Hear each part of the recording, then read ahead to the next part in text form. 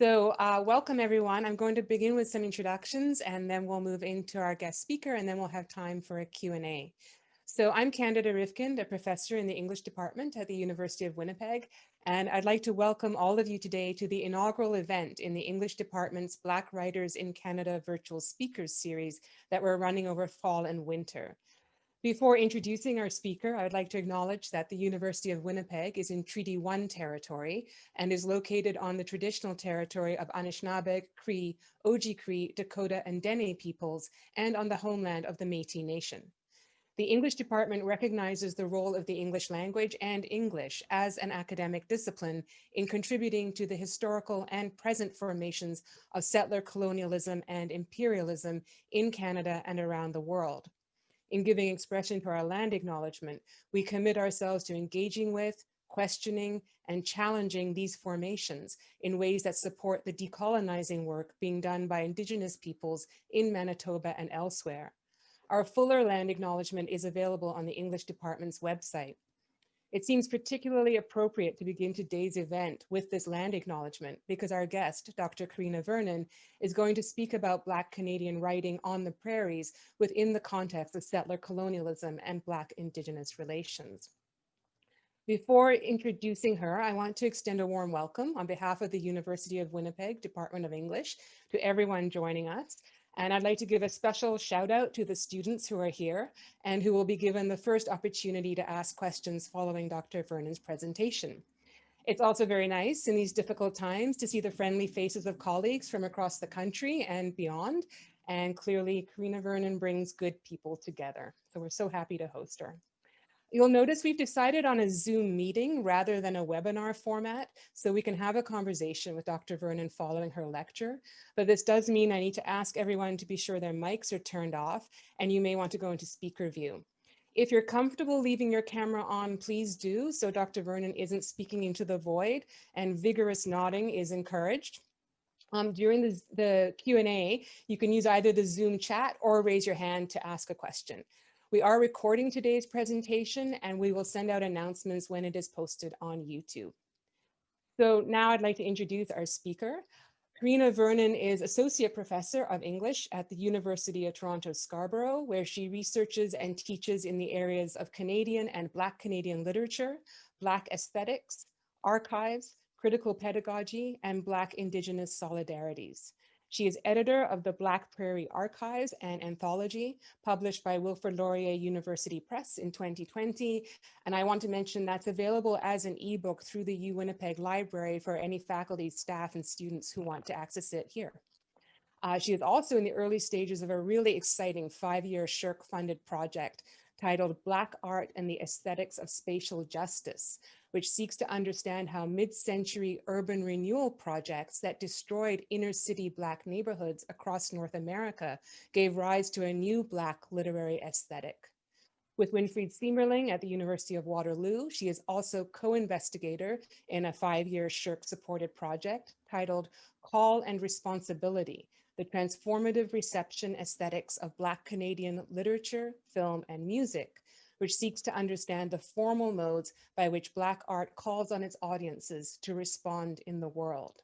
And I hope we'll be able to have her back to speak about both of those projects in the future.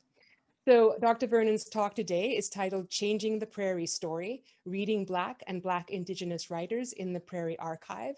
And we've asked her to speak for about 40 minutes, I think, and then we'll have time for a Q&A.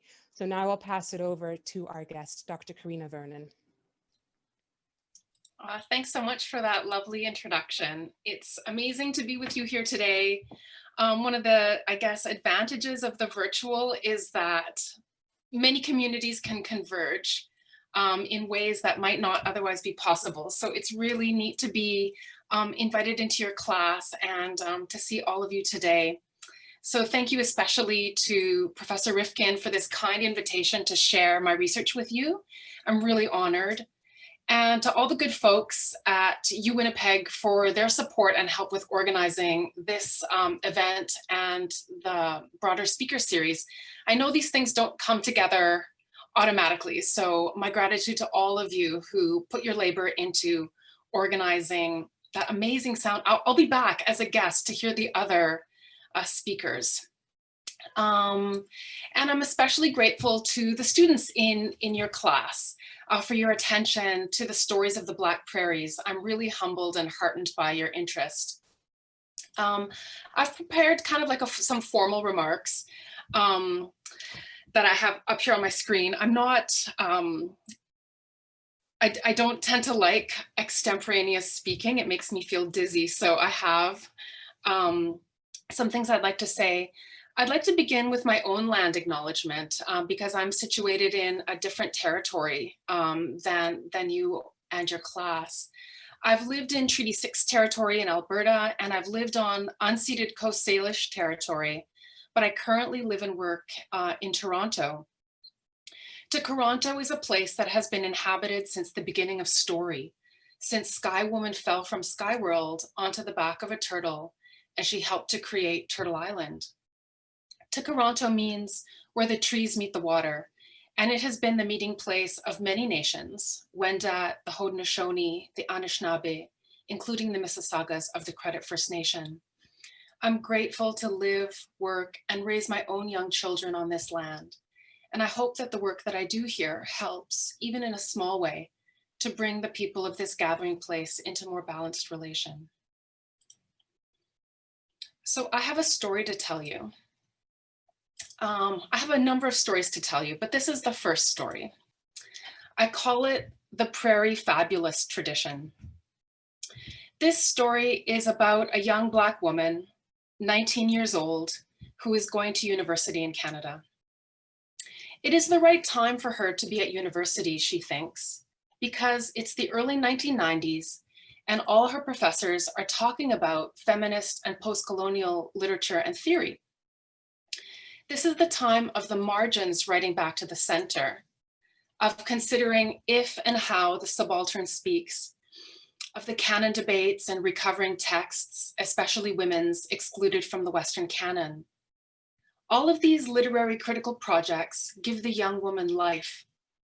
None of these are abstract efforts, she knows. These cultural projects involve a fundamental revaluation of the violent ordering of knowledges that is also her inheritance.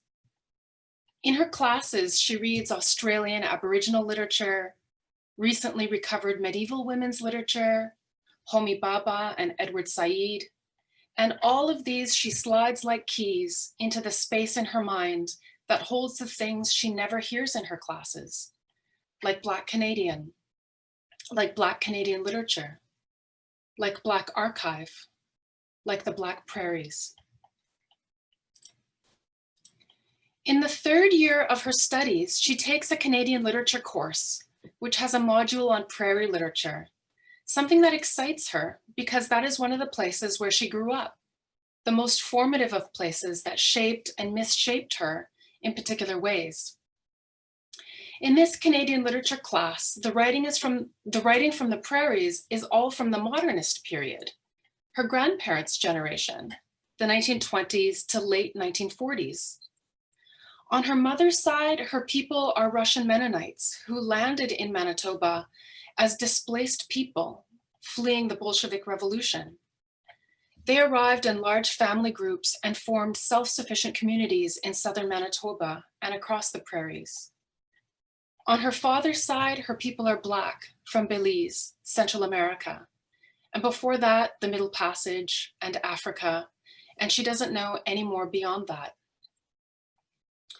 In class, she is struck by her professor's description of this prairie writing as belonging to the Prairie Realist School, because what she reads is none of her people's stories. The characters and their struggles stand out to her. Niels Lindstedt of Grove's Settlers of the Marsh, Caleb Gare of Ostenso's Wild Geese, Gander Stake of Stead's Grain, Mrs. Bentley of Sinclair Ross's As For Me in My House. All of them are Euro-Canadian characters struggling alone in an inhumane and empty landscape, absent of feature and absent of community, cultural life, and cultural stimulus. All of that, community and cultural life, seems to exist only elsewhere. She remembers the unsettling pedagogical power of one of the texts in particular, Frederick Philip Grove's settler colonial farm narrative, Settlers of the Marsh. This is a story, and I wonder if probably many of you have read this book. This is a story about a young Swedish immigrant who becomes a successful farmer in what is now Manitoba, who is rejected by the woman he loves, and who then unwittingly marries the town's prostitute, Clara Vogel. So the entire narrative is about Neil's slowly coming to a realization about the reality of his marriage. What stays with a young Black woman reader is the specific strategy by which the author represents Clara. Her artifice, her decadence, her sexuality, her outsider status in the community, her unbelonging are all communicated to the reader through a racial and racializing vocabulary. The Black woman reads about Clara's decadent dress, quote, her dressing gown of filmy white Japanese silk, which showed every detail of her undergarments, lacy things of pink crepe de chine. Clara's kimonos are matched by the parasol she carries of, quote, pearl gray silk over her head. Her room is stocked with upholstered chairs, rugs, heavy curtains, and a monstrously wide, luxurious bed with box mattresses and satin covers, a mahogany dressing table covered with brushes, combs, flasks, jars. Paintings come into the Black reader's mind, like Ingres's Grand Odalisque and Odalisque with Slave, as by now the Black woman has read Said, and she recognizes the Orientalist imagination at work in this book. Its explicit lesson about who belongs and who doesn't belong on the prairies, as clear as a gun. She quietly weighs this and other readings against her own experience. For a decade, she had lived in Calgary and Olds, a small town an hour's drive north of Calgary. During that time, her neighbors were Cree, Métis, Lebanese Canadian, Japanese Canadian, Vietnamese Canadian, Chinese Canadian, and Iranian Canadian. There were 3 other Black kids in her small town high school. Already she can see something is amiss in the story. Yet in this class, they were not instructed to read this book or the broader tradition of prairie realism against the grain, as it were, even though such deconstructionist reading strategies were in ascendance at this formative time in her training. Rather, she was taught to understand this historically specific representation of the prairie, its whiteness, its maleness, its insularity, its cultural and geographical boundedness, its innocence. She was taught to read all this as fact.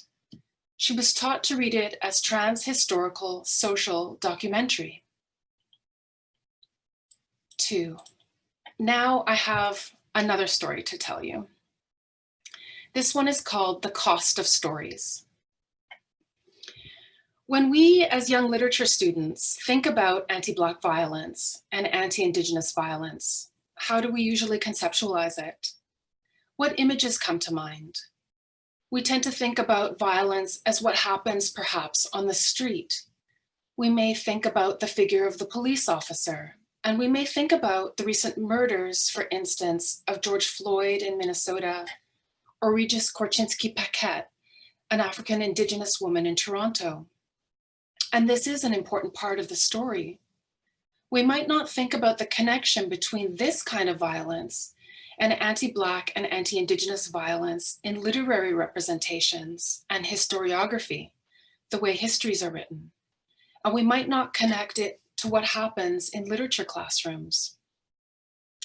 But the dominant stories that are told and passed on about the prairies involve a violent representational clearing of Indigenous, Black, and Black Indigenous presences from the prairies.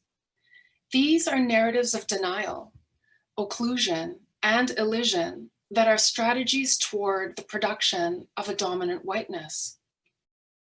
When we think about works like Settlers of the Marsh, with its naive Euro-Canadian settler subject at the center, Clara Vogel at the end, dispatched by Niels's gun, we need to think about the construction of regional modes of racial innocence, the production of dominant regional whiteness, and the historical elisions of slavery in Canada and the consequent denial of the vast networks of diasporic connection and exchange between the prairies and the histories and cultures of the Black Atlantic world. So here's another story. Number 3, toward a new prairie realism. I wrote the story I just told you in the second person because it's both about me and not about me.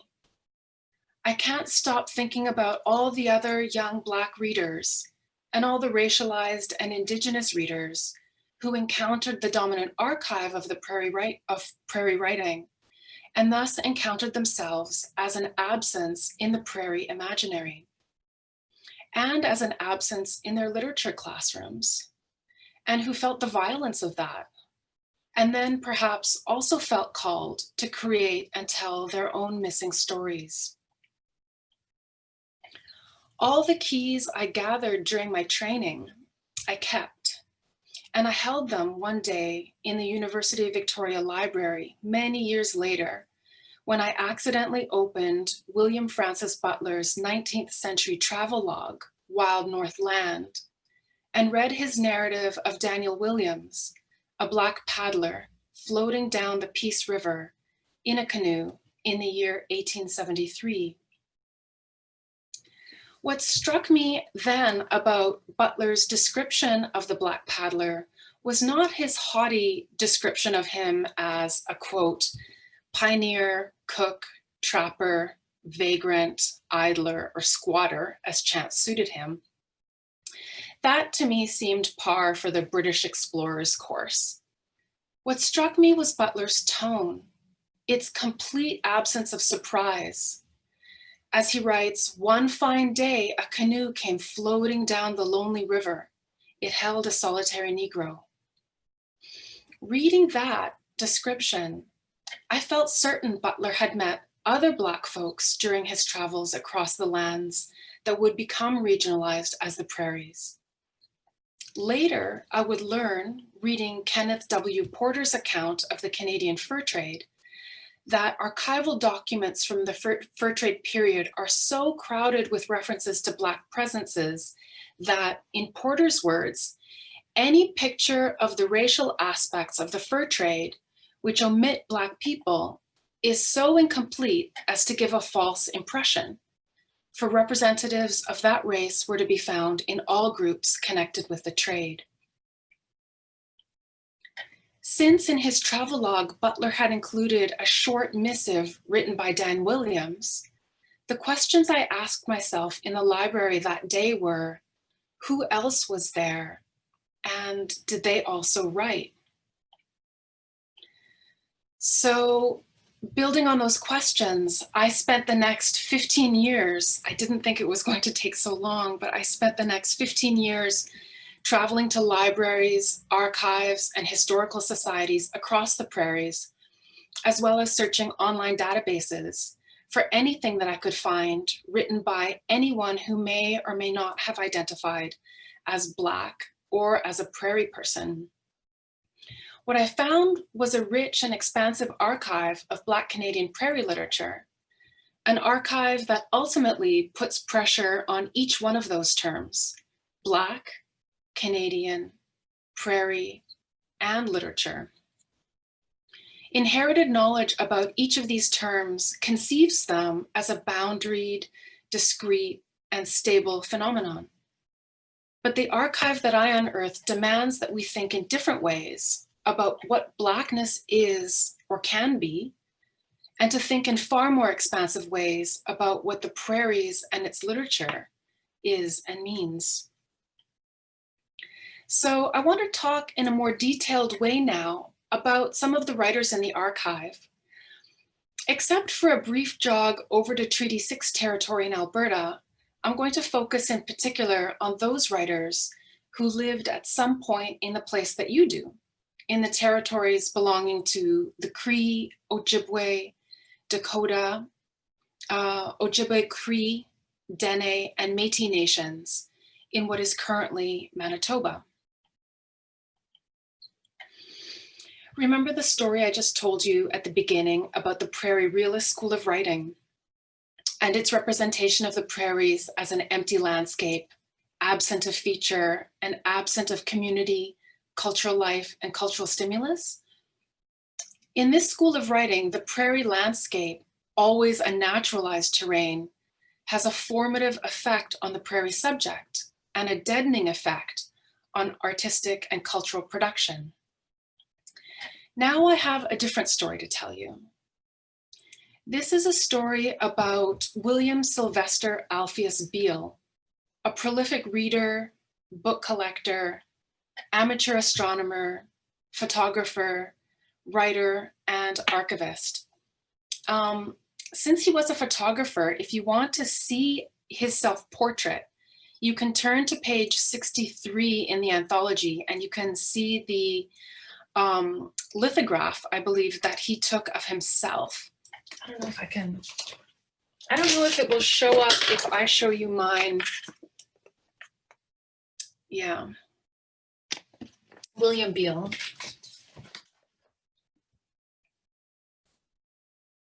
One of the reasons my book is called the Black Prairie Archives, plural, is because it really is an archive of archives. One of the archives or collections that my book includes, in an imaginative way at least, is that collected by turn of the last century Manitoba pioneer, William S.A. Billy Beale, who was known by his neighbors for assembling in his log shack out in the Manitoba wilderness, what his neighbors called a complete library of learning.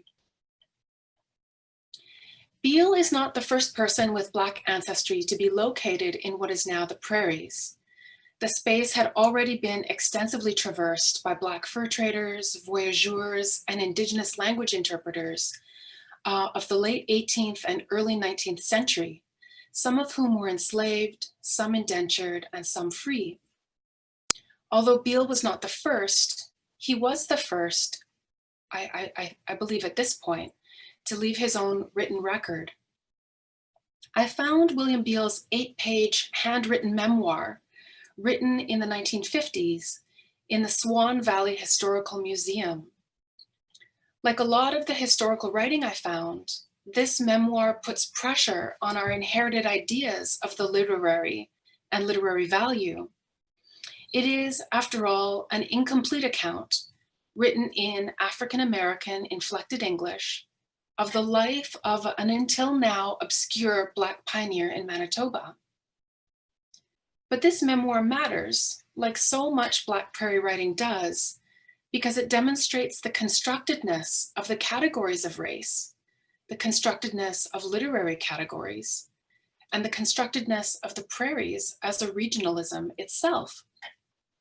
As writer Wade Compton puts it in his wonderful book of essays, After Canaan, he offers a definition in that book of race, and I think it's really useful.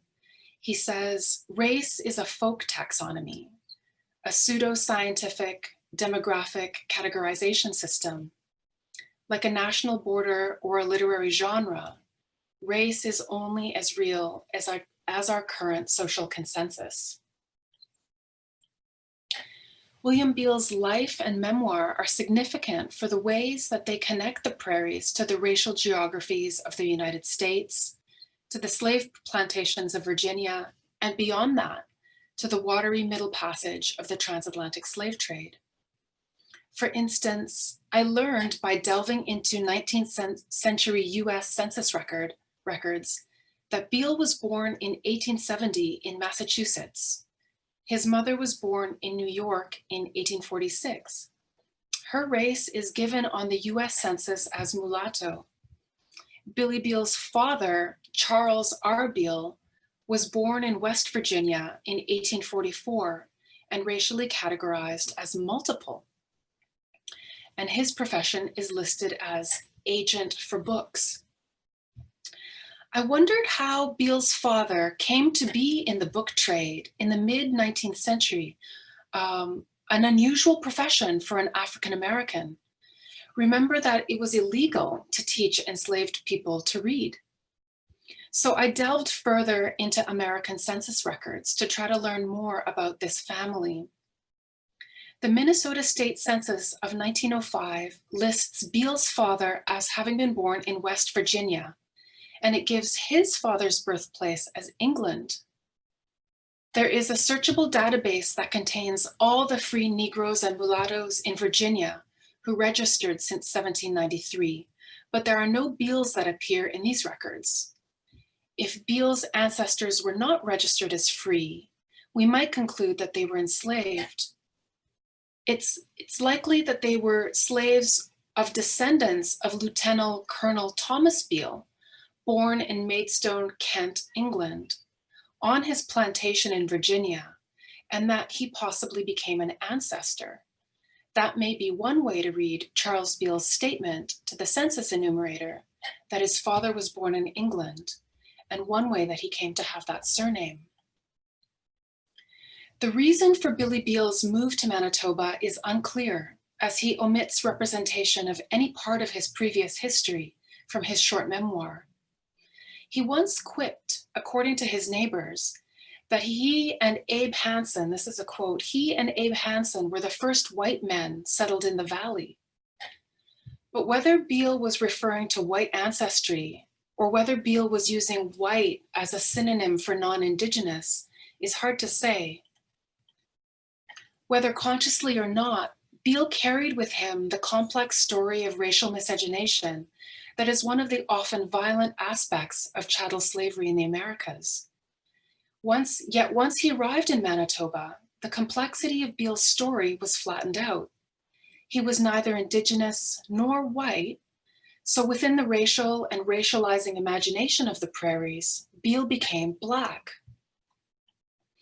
I'd like to pause here for a moment to note that this story isn't unique to Beale.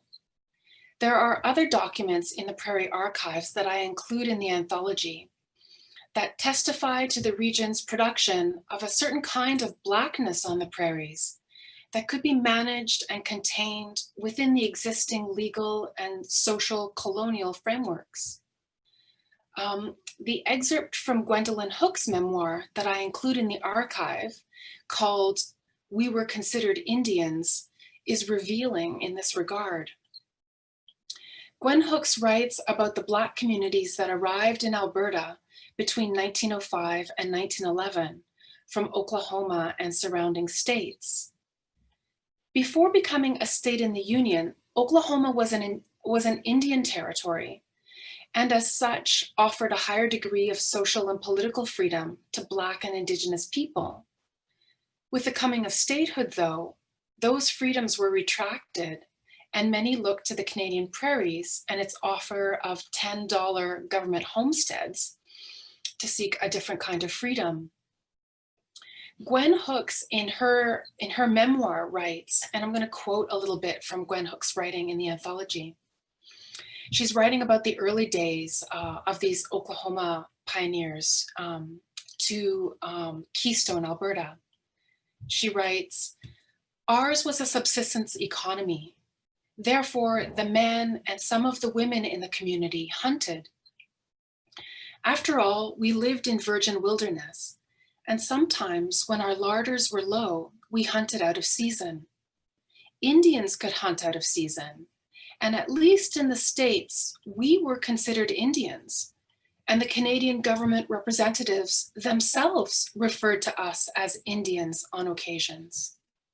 However we looked at it though, hunting out of season just wasn't right, and sometimes we got caught." That last line, "sometimes we got caught," suggests the ways that the community's activities and even their racial identities were policed. This memoir suggests that this community's Blackness was constructed as a way of managing, i.e. policing, their relationship with the land and with resources it would not help the Canadian nation state in its claim to the land to have a new people, Black Indigenous people, laying claim to their right to a hunting economy. And it wouldn't do the Canadian nation state any good for Black Indigenous people to maybe think of their relationship with other Indigenous people in terms of kinship relationships and perhaps forming solidarities across their differences and their commonalities. So this community's racial identities were stabilized on the prairies around Blackness as one way of disenfranchising them and managing them as racialized settlers rather than as complexly Black Indigenous people who may have had some kinship with land and other Indigenous nations recently displaced in their own homelands. How might the Prairie story have been different if folks like the Keystone settlers had been officially recognized as being Black Indigenous people? What would that have done to our conceptions of Blackness and indigeneity? For so long, these two identities were thought of as incommensurate identities and incommensurate histories and struggles.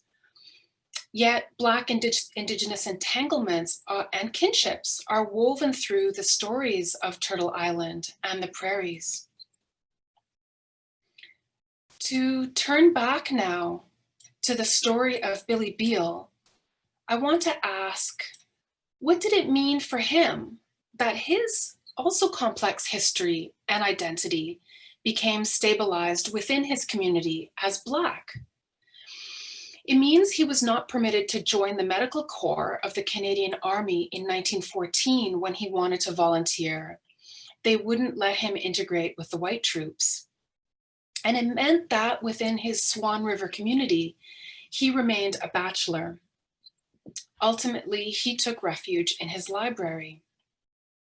So Billy Beale did, over 100 years ago, what I did too as a young student in university and later.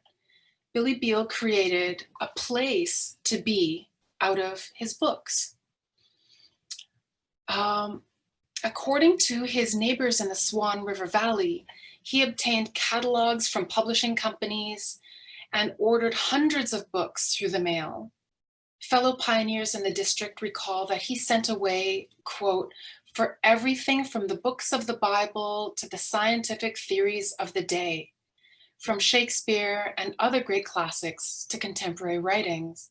I'm quoting now from Barrow and Hambley's wonderful amateur biography of Billy Beale that I've relied on for my research. As neighbors recall about Billy Beale, Mr. Beale read the books of philosophers. He read the writings of Spinoza. Have you read Spinoza? I know I haven't. Beale's neighbors remember his shack and library being crammed to the rafters with books, photography equipment, and various woodworking projects. He remained so absorbed in the business of assembling what his neighbors called his complete library of learning and his experiments with photographic techniques, woodworking, and even making his own radio, that he often neglected his homestead. One pioneer, George Hunt Sr., remembers dropping in to see Beale one winter morning when the temperature was minus 30 degrees Fahrenheit and Beale was in bed reading. I'm quoting now from Barrow and Hambley's biography. George rapped on the door and Billy was still in bed and he said, "Come in." And the fire was out and it was cold in there. And George said, "Never mind, stay in bed and I'll light the fire." And Beale said, "Yeah, but there's no wood in the house." George said, "Well, I'll go out and get some." And Beale said, "Well, there's none cut." So George had to go out and cut this wood and bring it in and light the fire. Later, George said, "Imagine a man going to bed in the middle of winter without even a stick of wood in the house. Just imagine a man being that content. Poring through the records of Beale's life, I am struck by what a different prairie person he is from what we've been taught is the authentic prairie subject. For instance, the anti-intellectual Niels Lindstedt in Settlers of the Marsh, who regards his wife's books and artworks as monstrous and alien. And I think about the creatively blocked Reverend Bentley in As for Me and My House. So Beale's memoir is significant for the ways that it offers us this different way of prairie being. And I want to say that Beale's memoir is also significant. It's 8 short pages, but it does a lot in these 8 pages. It's significant also for the way that it remembers the constructedness of the prairie landscape itself. In the prairie realist tradition, the authentic prairies is the bald, treeless flatland. But as Beale's memoir attests, when he arrived, the land was thickly wooded. He writes in his memoir, "I was amazed by the eagerness of some of the settlers to start fires and let them run. They said, 'Get the scrubland cleared and the country opened up.' These fires, however, always hurt somebody. And besides, it was burning up wood that would be useful for fuel and for building too.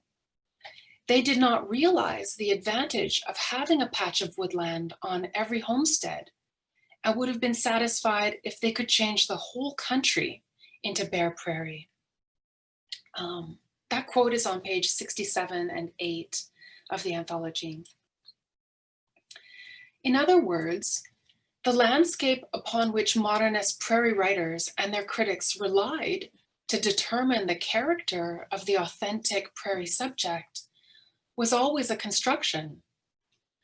Moreover, the image of the prairies as a naturalized geographic terrain is a fantasy, one that conceals the cultural and environmental damage that colonialism wrought, including the destruction of the delicate balance between human and non-human beings, and the violent displacement of Indigenous nations from their lands. Beale's story, like so much of the writing by Black pioneers, exposes the complicity of regional discourses with the colonial project. His memoir offers instead a far more realist representation of the deep entanglements of this region with the historical ruptures of slavery and colonialism, ruptures that we're living with still.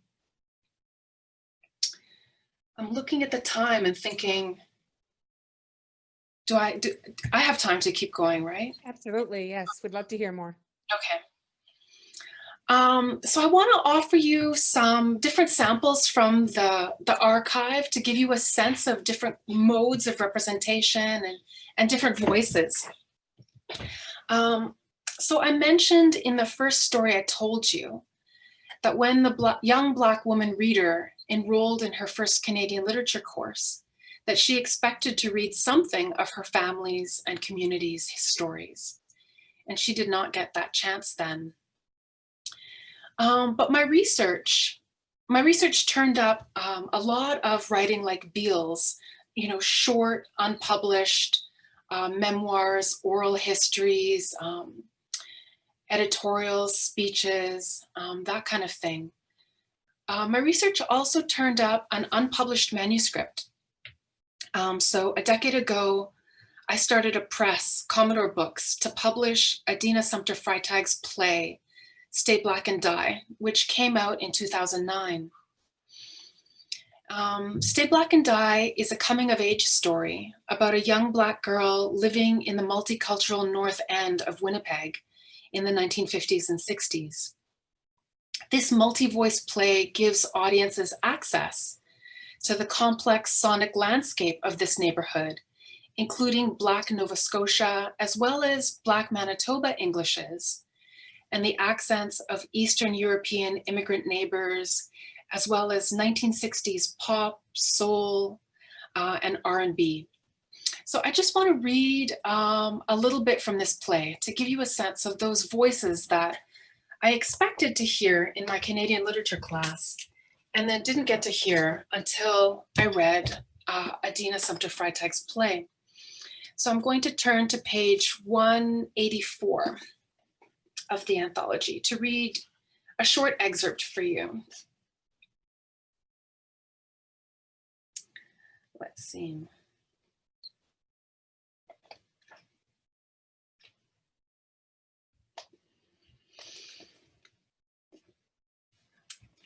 This is the way the play begins. Get up, get your lazy asses out of bed. You can run the streets all night and you can't get your black asses up in the morning. Get up. That's the sound of my mother's voice. And that's the sound we'd wake up to every morning. Junior, Leslie, my two brothers, my dad, and me. Well, Daddy was a porter on the railroad, so most of the time he was gone and he got to escape mornings. My sister June had escaped too by getting married, and she moved as far away as she could. Get your funky asses out of bed. And then she'd open up every door and windows in the house to let the funk out. You see, my mother believed that when you slept, your mouth gets foul, you perspire, and all that funky smell has to be aired out every morning. I'm going to skip a paragraph and continue reading. Saturday morning was even more significant than every other morning because Saturday morning was cleaning day. Summer and winter, and I'm from Winnipeg, and it's 30 or 40 below zero in the winter, and it's freezing. And the wind would blow right through our little house, and my mother would come and stand menacingly in the little house, menacingly in our bedroom doorway, expecting us to jump up and clean everything, in and out of sight. She'd stand there tall with a defiant look on her light-skinned face. Oh, she was really, really proud of her light skin. My mother was defiant. Sidney Poitier had nothing on my mother. She used to say, I ain't afraid of nobody. I ain't afraid of nothing, and I ain't even afraid of the devil. You know, she threw the landlord out of the house once for trespassing. She actually threw him down the stairs, and then she kicked my baby carriage down the stairs after him. It went bouncing down the stairs right over top of him, through the plate glass door in the landing. And she said, he's got his fucking nerve to come in my house and asking for his rent. It's only the first of the month. I don't owe him no rent yet. I don't owe him nothing till the day's over. I bet he don't go asking none of the hunkies for their rent, and they're always skipping out. You don't see no darkies skipping out on their rent. And then she leaned over the balcony banister and yelled down at him. And next time you knock before you come in my house, sucker. You may own this shack, but I pay the rent here. Makes it my house. And if you come in here, you'd better respect me in my house. The next month, they say that the landlord didn't come near till almost the middle of the month. And then he knocked on the door and my mother answered. Hello, Mrs. Sumter, I came for my rent. Well, come right in here, dear. I got it right here for you. And she closed the door behind him. You see, we're gonna get along fine from now. That man and I, because we understand each other. I'm gonna just skip over and I wanna read something a little bit from page 187.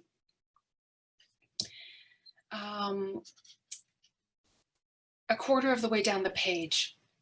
That understanding seemed to sweep through the whole neighborhood. The second friend my mom made in the neighborhood was good old Olga Gratanowicz. Olga was a big, strong Ukrainian woman who made the best pierogies in the neighborhood.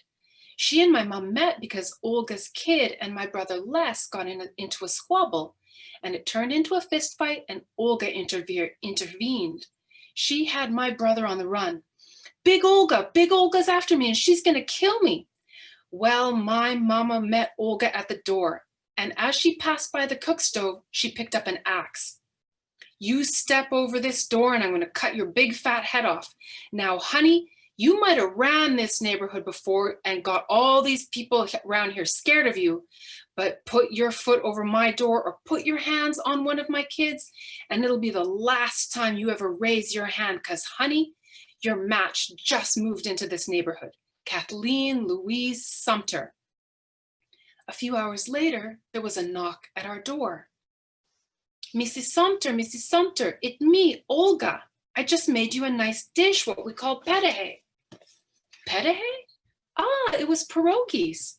Gee, my mom made friends fast. She made friends fastest with the other minority friends in the neighborhood, the Jewish and the French. She liked them especially because, she said, they were actually Blacks like us. There were Ukrainians, Poles, Germans, a few Chinese, and one Japanese, the Harmatas. Oh, and one of us. We were the only Black family in that part of the North End. Well, there was only about 4 or 5 Black families that lived in the North End of Winnipeg at the time, but we never saw them. We never saw them. They lived way across town, near Higgins and Maple Street. My mom said they were all cousins, a million of them. My family loved living in the North End because they fit in. As Mrs. Adolph said, perhaps they fit in too well. So, like Beale's memoir, Adina Sumter Freitag's play writes the Prairies not as a culturally homogenous region, but as a complex and highly networked diaspora space. I want to conclude my talk by bringing this discussion of Black and Black Indigenous prairie stories around to the present moment. I know that in your class with Professor Rifkind that you've been studying Sylvester Longlands, the Black and Indigenous writer who in his own cultural moment was never able to claim his own complex Afro-Indigenous identity, either in his birthplace of North Carolina, nor in his claimed home place of Alberta. Instead, he identified with his Indigenous ancestry and claimed approximate identification with the Blackfoot Nation and their history.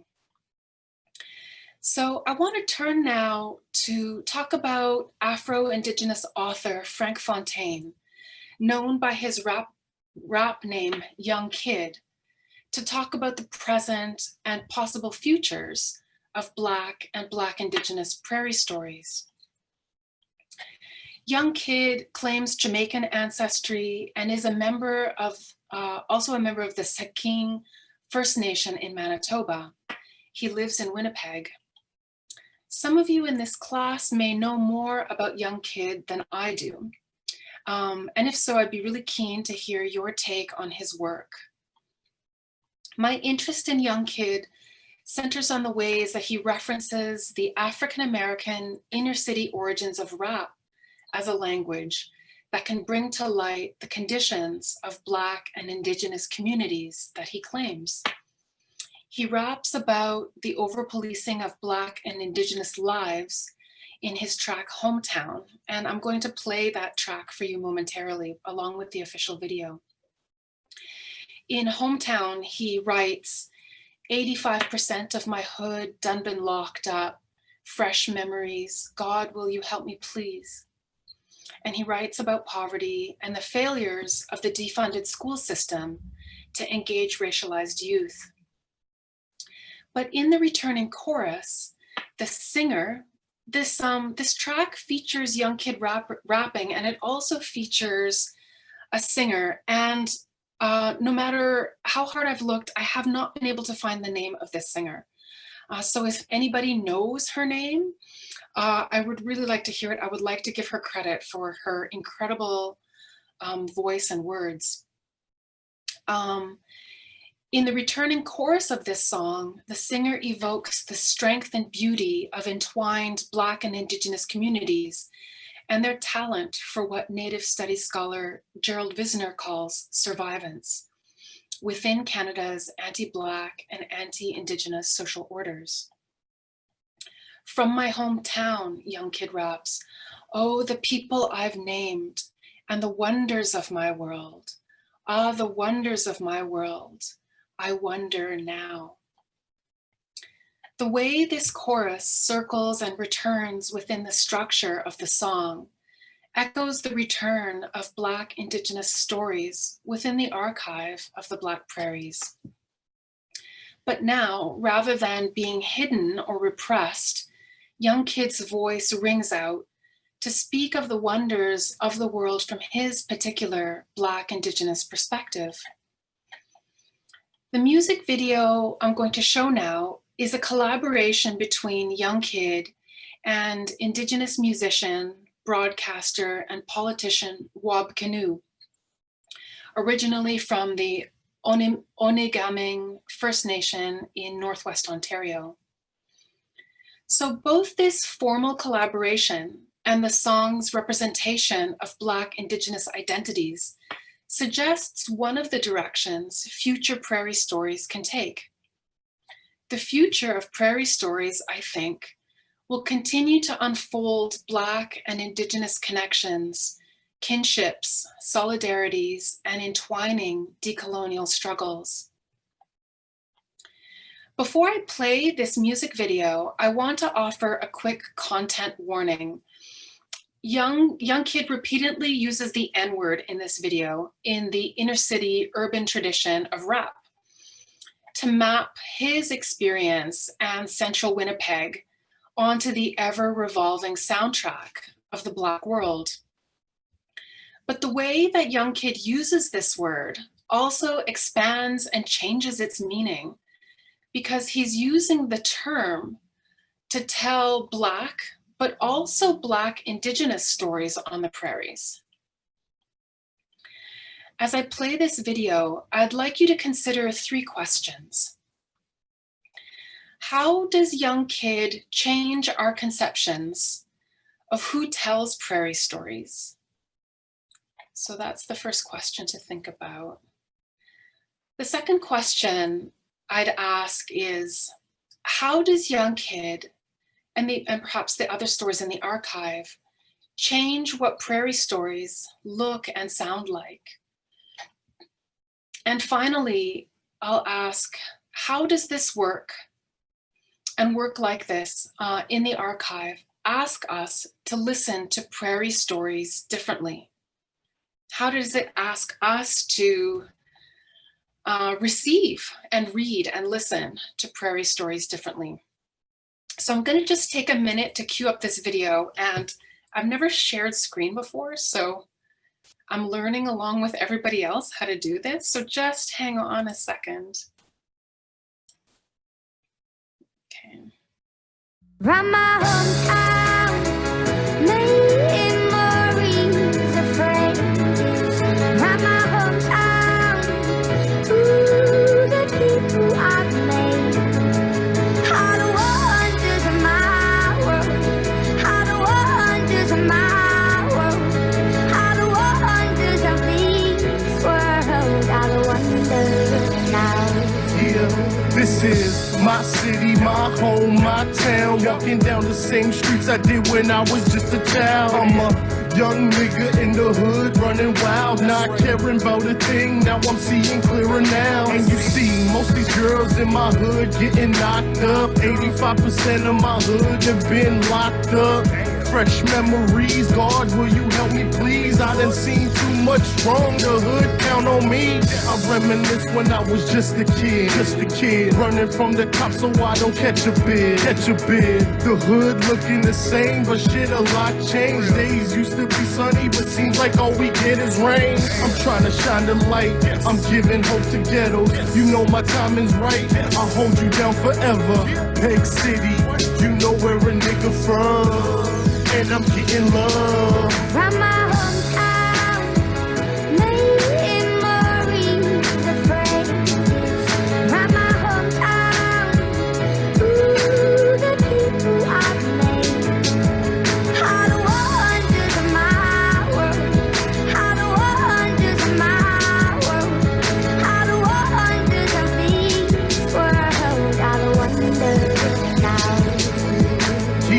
the hood crazy, things will never be the same. Money on my mind, you know a nigga still stuck in the game.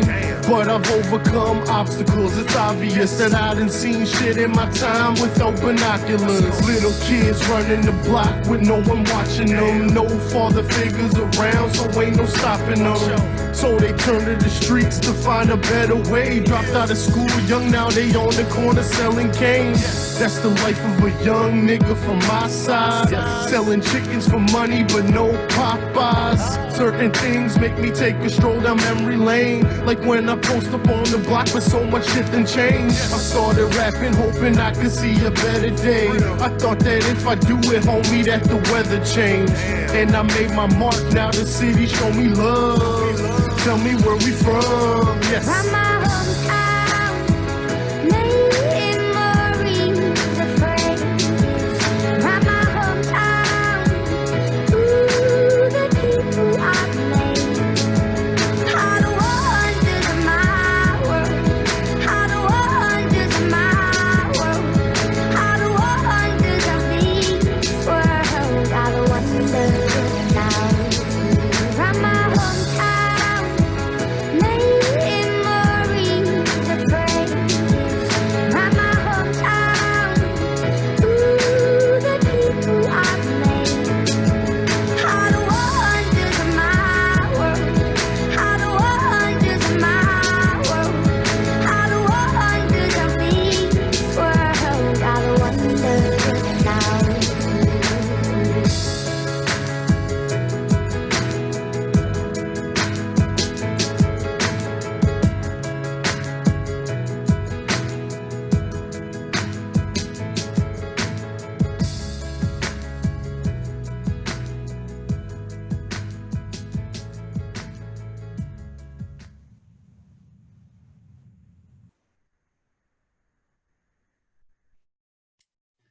All right. Thank you so much for listening, for your attention, and for your interest in the Black Prairie story. Thank you so much, Karina. And I'm going to keep those questions around for my students. Don't you worry. So we have about 15 minutes left. And I first just want to thank you so much, Karina, for this really rich and carefully and elegantly constructed presentation. I learned so much on the way you wove the different stories together, both your own stories and the stories you've uncovered and given us as a gift to use within our studies. And really as a gift, like in the sense that Ronaldo Walcott and Abdullahi talk about, a gift from within the Black community to Canada, to rupture our understandings of Canadian literature and the Canadian prairies. And I also was really interested to think about the way with you, the way reading matters as much as writing, and to uncover the archive of reading and put ourselves into that reading chain along with those homesteaders and pioneers who were reading on the prairies. So there's so much to think about, and I want to open it up. I will say, students, I hope that some of you have comments or responses or questions for Dr. Vernon. Do not be shy. This is your one chance to ask her. So please either use the chat, which we've opened up for everyone to use publicly, or you could use the raise hand function in Zoom. I can't see you all on one screen, so I can't see you waving. So please do use the chat or raise hand, and we will ask you to ask questions, comment, or in other ways respond to Dr. Vernon's talk.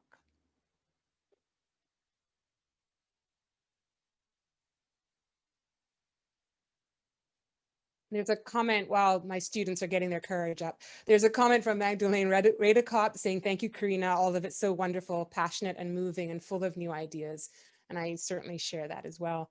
I've told my students I'm very comfortable waiting out awkward silences, but I feel like our time is limited. So I will open it up to really anyone who wants to ask a question or comment or respond, or if you know the name of the singer in that video, this would be a good time to mention that as well. Oh, I was just. Okay, go ahead, Rachel. So sorry. I was just about to say that I was typing in the singer's name. It's Adele.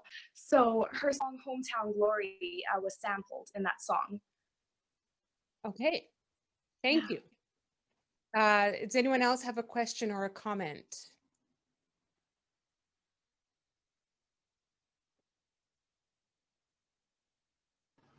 Could I ask a quick question? Yes, go ahead. Please. Maggie, it's Maggie. Hi, Karina. That was absolutely, I was riveted. Usually at this time of the day, my brain is sort of turning into fudge and I'm really Zoom fatigued. I don't really have a lot of questions, but I was just really, you know, I do comedy. I don't know if I can't remember if you and I did comedy together, but you read that drama thing so beautifully. I'm sorry to say I still don't have the anthology. I've just been overwhelmed. But is there a lot of comedy? Are there a lot of inflected voices? I noticed so many different languages. There's music and there's gestures. And did you find, generally speaking, because I know Indigenous writing, that was what first ignited me with Thompson Highway and Thomas King and that first anthology. And now it's Eden Robinson, right? But in the Black Indigenous, are there different traditions of comedy and laughter, different kinds of traditions that come together? That's a great question. A lot of the archive is quite serious because it's documenting stories of displacement and migration. So I would say that, you know, that sort of the tone and the genre of a big bulk of the writing is very serious, very solemn. Right, a lot of trauma, you know, so that, yeah. And a lot of serious record keeping. It's yeah. Black Prairie people have been concerned about preserving their own histories against erasure. So the knowledge keepers have recorded their own stories. But I would say that more contemporary writers definitely write comedy. When I think of writers like Suzette Meyer's satires. Yeah, that's right. I've read, yeah. And I'm thinking about, sorry, I can't remember his pen name. The Coyote Kings of the Space Age Bachelor Pad, Minister Faust. Minister Faust writes brilliant comedies and buddy novels, and they're really funny and really engaging. Mm-hmm. So I would say the more contemporary writers are moving into these other expressive genres. And the queer, the renaissance of queer writing generally, I think, has released a lot of comic energies that were being held down. Yeah. Exactly. Yeah. Thanks for that question. I'm going to stay attuned. I'm going to stay attuned as I continue. It's lovely to see you, and it was just a wonderful, wonderful, wonderful talk. Thanks for coming so much. Yeah. I see a question in the chat.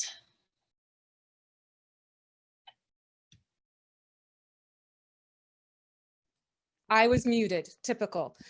Rachel has her hand up, so please go ahead and just quickly identify yourself, please, and then we'll move to the questions in the chat.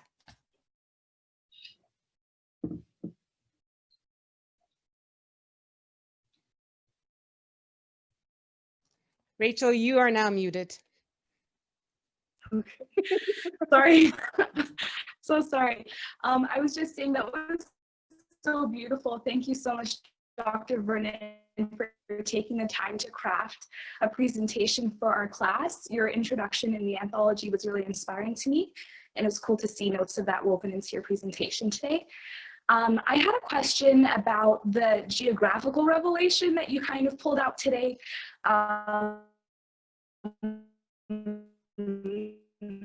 With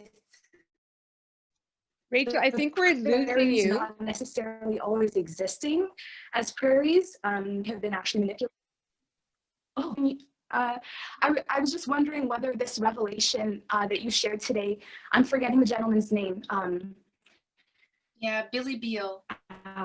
Rachel, can I ask you to take your video off, because we're getting you somewhat glitchy, and maybe you just go to mic. Can you just repeat your question quickly? Yeah, please?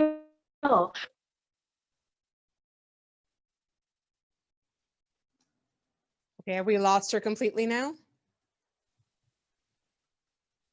Yeah. Sorry about that. Is this better? Yes. Yes. So is there any other place where we have revelations about the prairies maybe having more forests? And okay. I'll type it. I think I caught your question, Rachel. So thanks so much for that. I think the question of land and landscape and geography is so crucial, because it's been what stabilized the prairies as a regionalism, the idea that it's unified through landscape or geography, that it's all, you know, prairie flatland. But in fact, I would say most of the Black pioneers' literature retains consciousness of the labor that turned that wooded, treed landscape into what we think of now as being the archetypal prairie. So their narratives of work and labor is all about clearing that tree in order to create profitable grain farming land. It's about the environmental really destruction of that ecosystem. And if we think about the prairies as being this naturalized treeless landscape, we're really erasing, first of all, the pioneers' labor involved in doing that work. And then we're erasing also those colonial processes that took a wooded landscape and transformed it into grain farming property. So a lot of, if you look at the anthology, a lot of the orators begin their narratives with stories of arrival, as I say, arrival and survival, about how they spent the first years on their homesteads clearing the woodland by hand with axes and their own bodies. And they don't necessarily theorize that that process, but we can theorize in that process how artificial that environment is, and therefore what the fantasy covers over. So thanks for that question, Rachel. That's a really important point.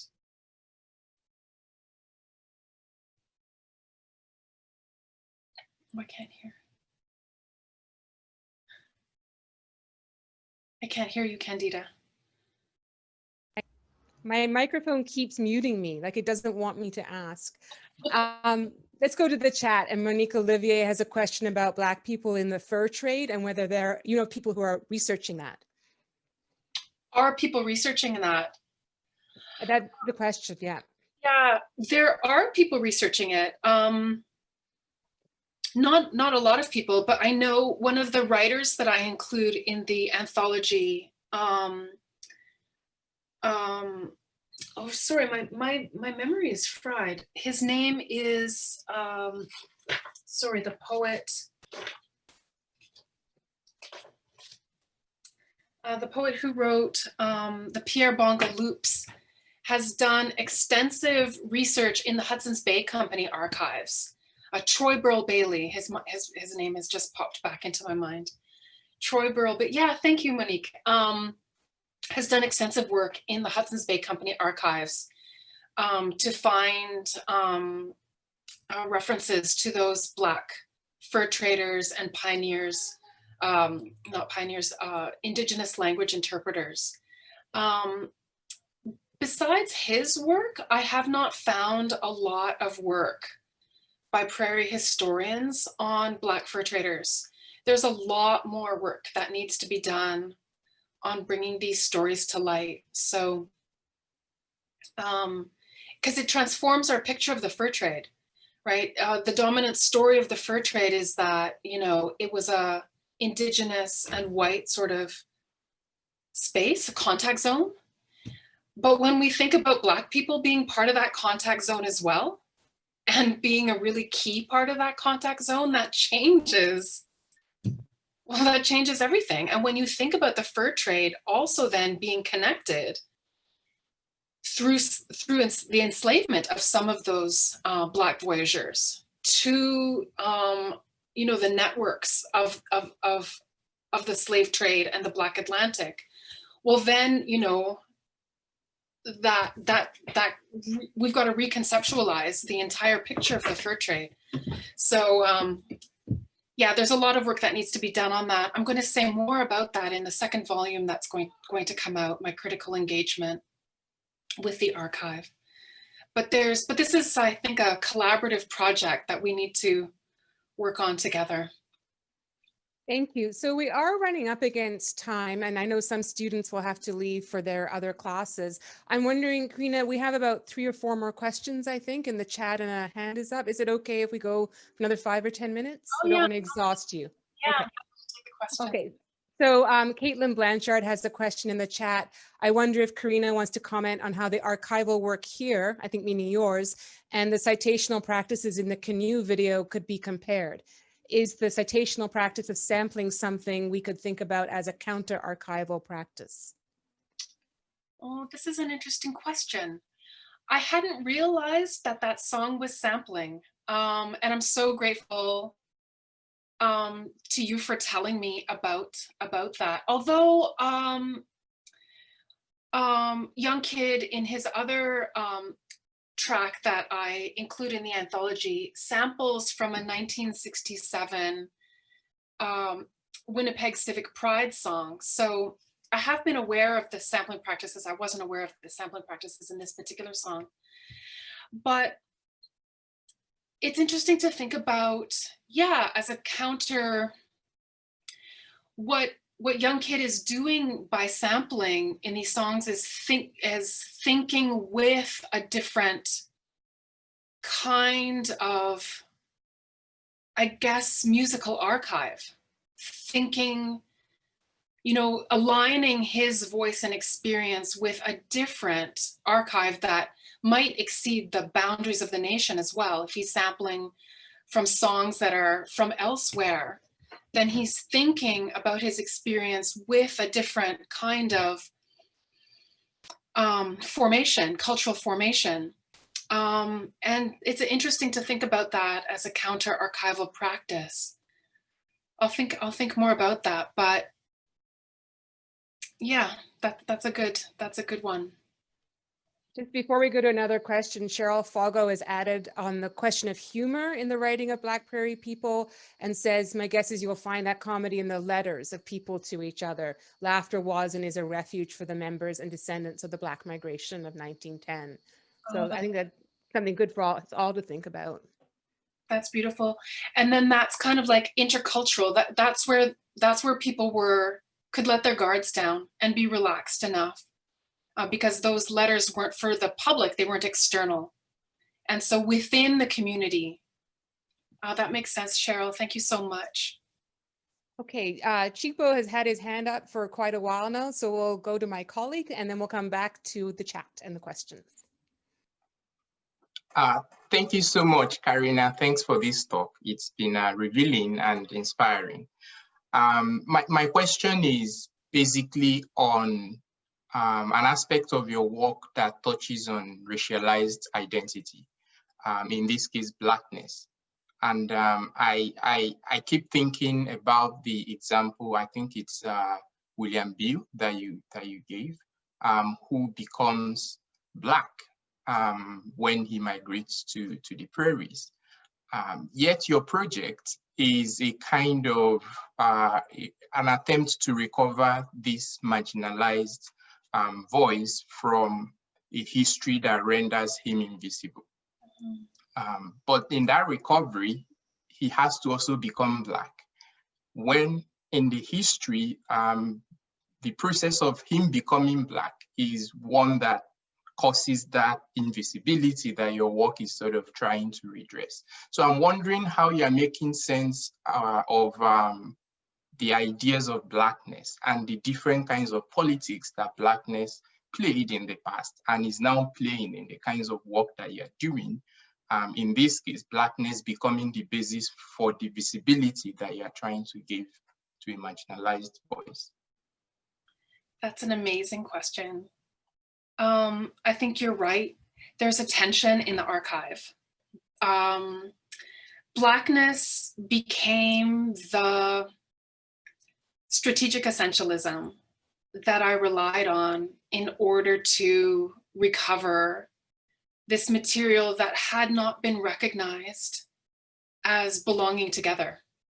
that had not, Blackness becomes the organizational principle that enables me to bring this corpus of texts together as an archive. And earlier in my research, I think that I was far more invested in stabilizing our ideas of Blackness. My earlier scholarship on Longlands, I think, I've thought more about it since I published my early articles on Longlands. And I argue that he's the first Black Prairie novelist. And I think at the time I wasn't attentive enough, because I think generally in our culture, we weren't having conversations about Black and Indigenous identities. And it was at the time difficult to think. It was actually, because without the vocabularies, it was difficult to think about these two things together. It was difficult to keep the terms together and keep the complexities alive in thinking about this material. So since I've published my earlier work on Longlands, I have tended to want to keep the complexities of race more alive, even as I use the strategic essentialism of Blackness as the organizing principle to turn Blackness on the prairies from absence to presence. So as I write about things more, I am interested in exploring how these complexities get flattened out by the racial imagination of Canada. And that in itself is a kind of a violence. So how do we keep the complex histories alive in the archive? Trying to make our language dance. It's a tension. It's a tension. Yeah, you're right. Thanks for that excellent question. That was a very hard question. So just two more questions. One is from Di Brandt about whether you've uncovered writing by the Black Porters, who of course here in Winnipeg formed one of the first early communities. Great question. I did. I found a wonderful oral document in the National Library and Archives by a Black Porter. There's a restricted archive in the National Library and Archives created by Stanley Grizzell, the Black judge who wrote a book called My Name's Not George, I think that's what it's called. The story of the sleeping car porters. And so he did oral interviews with the sleeping car porters and then put all of that amazing material in the National Library and Archives. And I went there in Ottawa and listened to hours and hours of tape and heard wonderful stories by Black sleeping car porters that used to run out of Winnipeg and Calgary, etc. And I wanted very much to include that material because it was fascinating and so historically important, but it remains a restricted archive, unfortunately, and I did not get permission. Stanley Grizzell's estate is still in flux. It's being decided who has the authority to speak and make decisions on behalf of his estate. So I did not get permission to include that work. So perhaps if there's a reprint or things change with that estate, I would love to include those stories. Thanks. And I do want to let everyone know that in the introduction to the Black Prairie Archives, Karina really explains and theorizes the problem of the Black Archives and the kind of work that's involved and how it forced you and I think us to reconceptualize the very idea of what is an archive. And that's one very practical example.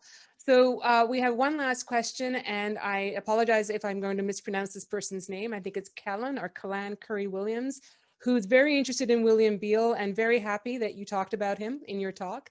And the question is, they want to know what the form of the self-portrait articulates about a sort of solitary way of living that isn't usually highlighted in histories of Black Canadian community life, thinking about it in relation to histories of Black sociality. Oh, what a great question. Thank you so much for this beautiful question.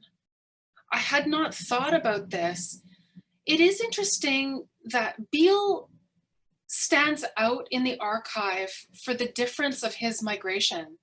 that he arrived on his own in southern Manitoba, not as part of a larger family group. And there's some questions about why that would be. Why did he come alone? And it's interesting that in his own artistic practice as a photographer, that he also photographed community members individually. So he seated his subjects, you know, in a field rather than taking community photographs. And the same is true of the way he photographed himself. He poses himself far more formally than he does his other subjects. He's inside and wearing a suit. And I think there's a certain visual language at work there about the, you know, a certain kind of dignity, I think, that's involved in those kinds of choices. But it is really striking that he photographed himself on his own and not part of a wider community, because it does stand out from the group portraits that you see of Black pioneers in Saskatchewan and Alberta, you know, in front of churches, in their homes, and these kinds of historical records that we have. Before she died, Lorena Gale, I used to have many conversations with the playwright Lorena Gale, who grew up in Montreal but lived in Vancouver. And she once told me, she knew that I was researching this work as a graduate student, and she said to me, "Karina, you have to understand that the history of Black Canada is the history of families." And she's right. And so I think that is why we see family portraiture and community portraiture far more often, and Beale's work stands out for that difference. That's a great question. I'm going to think about that more as I engage with his work.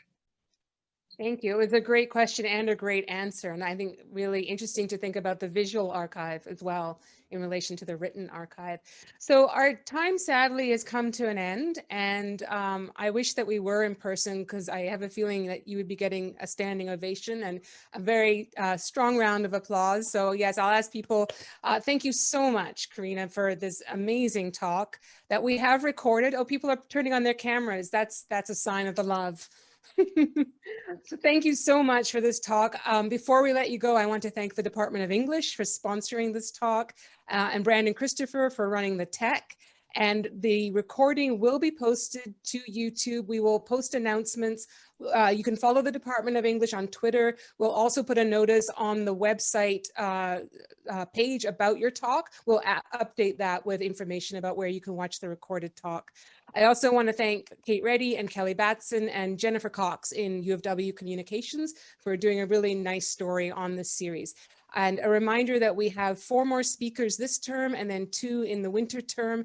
And right away tomorrow, we are really happy to be hosting the poet, writer, and performer Tita Lopez Sonuga for a reading and conversation at noon Central Time. And you can register for that on the University of Winnipeg Department of English website.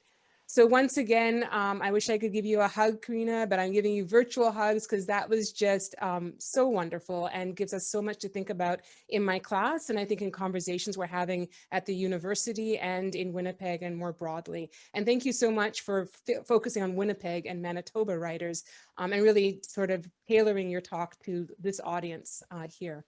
So sadly, I think we're all going to have to say goodbye, do the Zoom wave. And thank you to everyone, and to my students, have a good reading week, and we'll come back later in October and talk about these things again. And there's lots of love in the chat, Karina. I don't know if you can see it, but I hope you'll stay on to look at it. And I'll stick around too if you want to chat privately. That's great. Okay, thank you everyone. Bye. Thank you.